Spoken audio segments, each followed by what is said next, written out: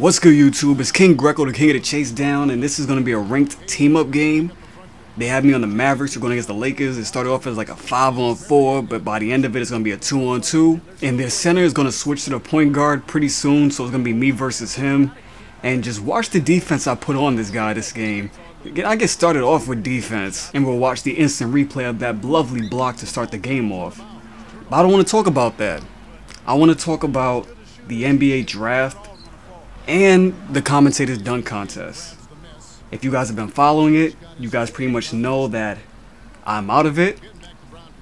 The thing is that they had the judges vote before the Commentator's dunk contest started, so that way their votes probably wouldn't be influenced by the comments they've seen. And on the first round, they had to go choose about 4 out of 8, so that way they could have overlapping votes. It wouldn't be hard to make a selection. And the second round, they can only vote for 1. And now, this was the tough part about that, because I kind of figured ahead of time it's going to come down to the fans.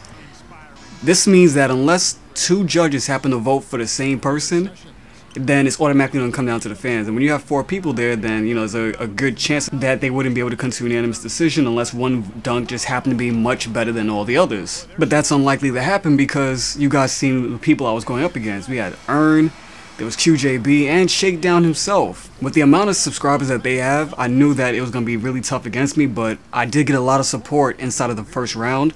And I was so shocked there were people who weren't my subscribers. I do happen to know a lot of my subscribers' names, believe it or not. But there are a lot of people who weren't my subscribers. They were voting for me. They really liked the dunk I was using. So my thought process was that if I was going to win this, and I didn't want to leave it to the fans, I pretty much had to do exactly what the judges wanted to see.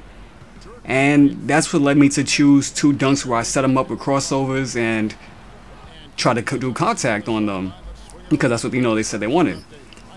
And I really like the second dunk I did. I think people like my first dunk more, but I personally like the second dunk. That was one of my favorite dunks I've ever done, because it just seemed so impossible when I did it. Like, I was going crazy when I pulled it off. Like, my guy actually did a spin move and dunked on 3 people with like no space in between him and them in the basket.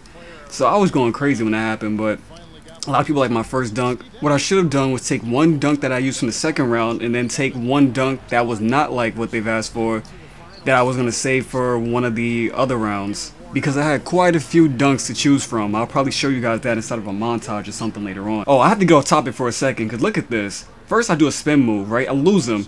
I go back out. I do a step back, I lose him, and then a wide open jumper. I just had to point that out real fast. I truly believe that it could have went any way inside the dunk contest, because we all went hard in my opinion. Like that round alone was probably the best round of a dunk contest I've ever seen on YouTube. And it was just so much that went into it. It was like the presentation, everybody, the music, the dunks that people did, like, it was just crazy. And because of the level of talent and competition that was inside the second round, I really was trying to wow the judges and prevent them from having it go to the fans, because I would say there's about 2 people inside the 2K community that have a cult following. And by cult following, I don't mean like regular subscribers. I mean they have like the loyal ones who will go and defend you. They consider themselves an army, your first line defense, an online street team per se.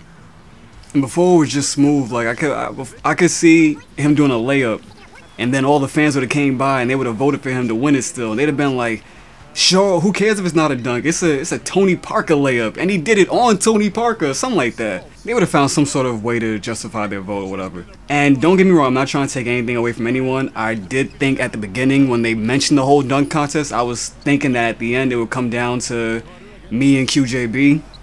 Because that's what he's known for, and like he dunks on everybody out here. And Shake and him were both really good to their subs, so their subs came back out to support them, and I really appreciate everybody who came by to help me. So shout outs to all of you, and Wiser now also, you're the judge that did give me a vote. Even though I understand all 3 judges had a tough decision to make. One thing I did notice that a lot of people were going into detail about why they wanted my dunk to win. It's like, it's almost as if they were trying to convince other people who may not have seen what separated the dunks from the other ones. And once again, I appreciate that. I'm glad that there are people out there who understood the complexity of my entry. But after all is said and done, only 1 person can advance to the finals. Unfortunately, we couldn't play against each other in the end because we were inside the same conference. And if I had to lose to anybody, I'm glad it is him. And because he did beat me, he better go on to win the whole thing. Aside from that, there were a lot of other things I can take away from this dunk contest. Like, for instance, it took me about a week to edit the dunks and choose them out and get the angles and stuff after I found out the rules. And it's going to help me make my other videos better. Help me with my color. It's going to help me with... It helped me with which angles to draw when I'm going through the replays. I've learned about new effects and new transitions that I can use. I even taught myself how to do text even better than I did before, and how to create my own transitions. So this is all going to help me move forward as I do videos in the future, because I'm always trying to learn things that I can add to make my videos better. Because I told you guys before in the past, I really... Oh, come on, I should have been a block. But I really do my videos originally because I wanted to see them again, and if nobody ever watched them again, I want them to be good. And look at this glitch. I'm stuck out of bounds. I cannot get back in the game for some reason. It happened, what, 3-4 times? Come on. But yeah, so I'm glad that I was inside this dunk contest. I've learned, I've grown from it, and it's only going to make me better. It's going to make my videos better, and I can't wait to watch what comes in the future from my channel. I hope you guys are excited also, as I throw an alley-oop, reverse alley-oop to Sean Marion. Before this video comes to an end, I definitely want to talk about the NBA draft and my opinions on it. I did happen to watch the entire thing. Well, not all of it. I think around after the 14th pick all the way until about the 20th or something like that, I did fall asleep. I was getting so bored watching it. But real quick, I want to talk about who I thought were the biggest winners, the biggest loser, and the people not moving at all. Now when it came to the winners, Kings, Thunder, and definitely the Hornets. I'm looking forward to seeing all three of those teams over the next couple of seasons. The losers, the Cavs, I don't know what they were thinking. And the people not really moving, I guess you could say the Wizards and the Celtics, they both got a great pick, but it seemed like the Wizards just replaced the position they just got rid of. And the Celtics, they drafted a good player, but they weren't really that great at defense. Oh, real quick, Kobe Bryant's about to blow the game because he didn't pass the ball. But then again, you know, Kobe never passes. Anyway, yeah, like I was saying, the players they drafted weren't really the greatest at defense. It's going to be interesting to see if KG can mold them into the players they should be. But it seemed like the players that the Celtics draft, usually, unless they're great at defense, they don't stay long. So I wouldn't be surprised if they weren't there over the next few seasons, if they trade them out or they just redrafted over them. And when it comes to the Kings, I'm really looking forward to them. I want to see what they do in the next few years because they almost have all the positions locked up. Just completely. Like, last year people really thought Jimmer Fredette was going to be that point guard that they needed, and they were like he wasn't going to miss any shots, you know, that Jimmer range stuff like that everybody kept saying.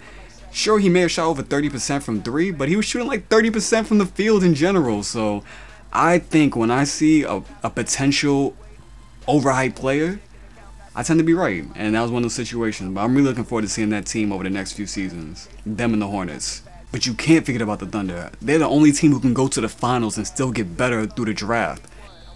Oh, and before this is over, that guy who switched to the point guard, I kept him to 1-11.